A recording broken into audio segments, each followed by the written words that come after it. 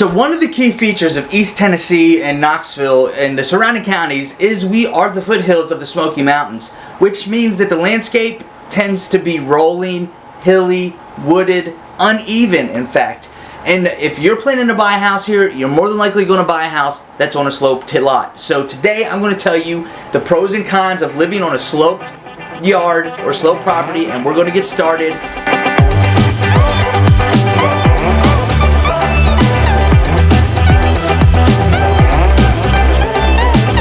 What's up everybody, and welcome back to All Things Knoxville with me, Ben Barredo, your local real estate pro and relocation expert for East Tennessee.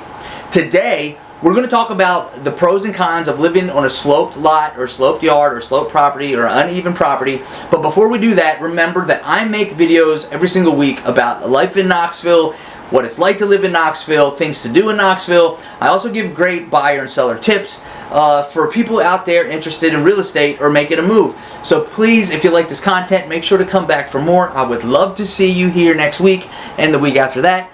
I'd love to see you here all the time, even though technically I can't really see you, but your support would mean a lot. With that said, today we're going to talk about the pros and cons of living on a sloped property. A property that is uneven, not a property like this, but a property that's like this, or maybe it's like this, or like this. You know, either way, it's a sloped, uneven property. And there are pros and there are cons to that. In my professional and personal opinion, I think there are more pros, and we're going to get into that right now with pro number one, which is curb appeal. So, properties that are on sloped, or houses that are on sloped properties tend to have better curb appeal. It's more aesthetically pleasing, it's more attractive, whereas homes that are on level lots tend to be very cookie cutter and are just, you know, there's not too many artistic, appealing, aesthetically pleasing things to find in just a plain level landscape, whereas when you have a rolling landscape, it's much more attractive. That's why you find a lot more paintings out there of rolling landscapes, mountainous country, rather than just straight up open fields with nothing but wheatgrass and maybe a house out there in the middle. It's still pretty, but how long are you going to look at that as opposed to the house that's on a rolling hill? Just think about it. Along with that is pro number two, and that is better and more beautiful views for the person in the house. So not only does your house appear more attractive to the people looking at the house, but the landscape is going to be more attractive to the person looking out of the house. The reason being is because you have the same thing I said, the rolling landscape is more attractive than a level plain landscape. It just works that way. It's just the rules of art. I mean, just take a class, you'll get what I'm talking about. Okay, pro number three, and I'm just going to stop counting. The next pro is privacy. When you have a sloped property, you have more privacy. The reason being is when you're on a level lot, people are on the same level view of you. They're looking at you directly. Whereas with a level property, you're never looking directly at each other. You're looking up or you're looking down, which takes away their ability to really see into your home and to see what you're doing. You can also design your home to take advantage of the natural privacy. You don't have to construct so much to take advantage, to give yourself privacy. As with a level lot, you got to put up privacy fences, maybe plant trees, and put up barriers so people can't see into your home or so they can't see into your yard. So the next pro is natural lighting. Homes on a slope property tend to have better natural light.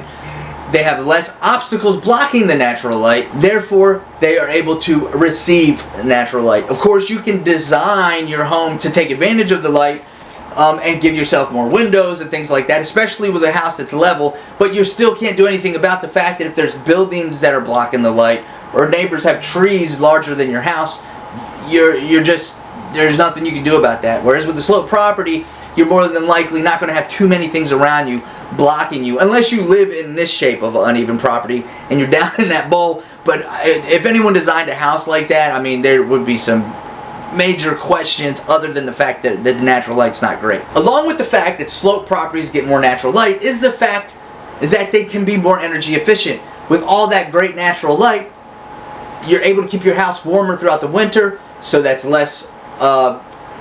more efficient, because you're not running your heating as hard. So there's that. The next pro to a slope property is a walkout basement. So when you have a slope well, first of all, a walkout basement is where part of the basement is underground, the other part is above ground, so you can walk out of it. So you can't do that with a level lot. You're only going to have a basement with maybe some like really thin windows up high on the wall that you're looking at people's ankles and feet as they walk by, or you have a crawl space, or you're on a slab. Either way, you're not getting a walkout basement. The next pro to a slope property is expanded space. And the point I'm making is you can expand a space in a slope property. You're kind of forced to expand upwards or create larger rooms, rather than with a level property. You're more than likely going to expand out, taking up more of your property with house rather than expanding up and leaving that property for you to enjoy in other ways. And then the next pro is less excavation with a slope property. On average, an excavation is less required when you're building on a slope, especially if the slope is gentle, whereas with a grade of like 10% or less. Whereas with a level lot, you tend to have to do a little bit more excavation. Okay, so those are the pros. We're going to get into the cons, but before we do that, make sure to watch last week's video where I talk about the top 10 manufacturing companies in Knoxville who are also hiring, and you can watch that by clicking right here or following the link in the description. Okay, so let's talk about the cons of a slope property. And the first con is the unease of prepping. So accessing a site of a slope property can sometimes be harder than with a level lot, where you can just drive right in. You may have to deal with a sharp incline to get to the property, a few hills to get to the property, some sharp curves. So it can be a pain for builders to build on slope properties just to get the material to the site. The next con for a slope property are drainage issues. Now, this can also be a major issue with level lots, because when you have a level lot, there's not really any natural way for the water to flow away from the house, which can create a lot of puddling, and that puddling soaks into the ground and a lot of times into the crawl space, basement, or whatever it is that's beneath your house, the foundation. With a level lot though, a lot of times you have a natural a lot of times with a slope property, the water naturally flows away from the house on one of the sides, or most of them, but there's usually going to be one side where the water flows directly into the foundation of the house, which can be a major issue. That can easily be fixed with a French drain or a professional landscaper to help you design your yard in a way that helps move the water around your house. Also adding extenders to your downspouts to ensure that the water is being directed away from the house and to a part of the property where it's sloped away from the house. So it's easily fixable, but it is an issue. So the next con is landslides, or the possibility of landslides. Does it happen? Yes. Does it happen often enough for you to worry about? No, not really. But yes, it can be an issue. Basically, a landslide is when the earth, the dirt, the mud, or even the snow basically loses purchase on the hillside and starts to flow down the hill. And if your house is in the way, your house is going to catch a lot of that. And homes have been destroyed by landslides. So what can you do to mitigate a landslide?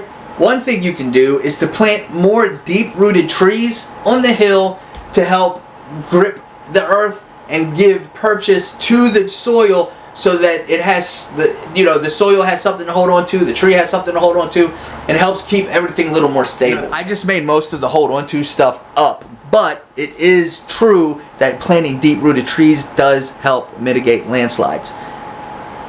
So yeah, I'm partially honest, and then I'm partially full of crap. Okay, so the next con to slope properties is they require more maintenance. And not just like maintenance like more of the time, but also more energy burning maintenance. When you have to cut grass on a level lot, it's much easier than pushing a lawnmower up a hill or at an angle across the hill, depending on how you do it. Even with a lawnmower, it's going to work a lot harder getting up, a riding lawnmower, to get up the hill than on a level lot where it's just kind of cruising. And the last con, and the last point for this video, is they can be more difficult to access, which goes back to the first point of difficulty to access for builders. It can just be difficult to access in general. As a real estate agent, I have come across a lot of driveways that I just couldn't drive up, or that I had to drop my car into the lowest gear possible and tear up that thing